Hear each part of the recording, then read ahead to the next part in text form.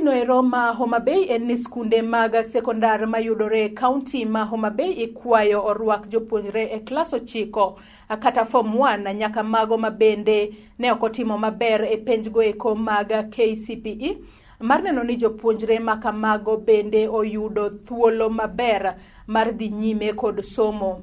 Maendi en kwayo mogola kod jatend migao mar limbe, tuke kod kitwa gi timbewa e kaunti ma Homa Bay. Manoeri Migosi Moses Burir, kamaendi e kaka Migosi Moses Burir oloso. Wuono amor ne akelo nyathi owadwa ka machulo ne fees en nyako motegno kendo an gi geno ni skundni en skul maber emomiyo akele ka. Odiochieng' ma kawuono jonyuol ko biro kama mang'eny tiende ni giyie gi skulni manambe kaka yiego. Skul maber ema ikonwa youth mabiro bedo jok mabeyo kendo matayo chenro mag dongruok mag joma tindo gi joma dongo e kaunti mangima.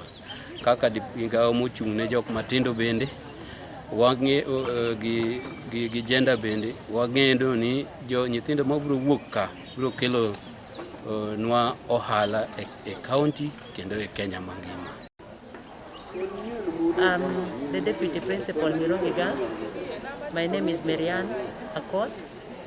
We are admitting form 1s today, expecting about 350 girls who are called to this school.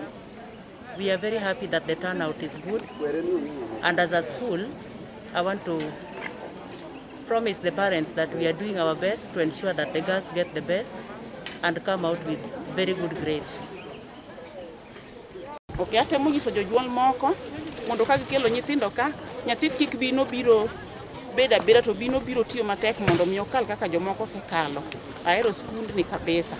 Koro akwayo jonyuol moko mondo kel nyithindo to tim ne nyathi dwache kidwaro buge to kel, kidwaro medwalo chul mondo mi nyathi bende chieng' moro kal kaka jomoko. Wahero nyithindo makalo.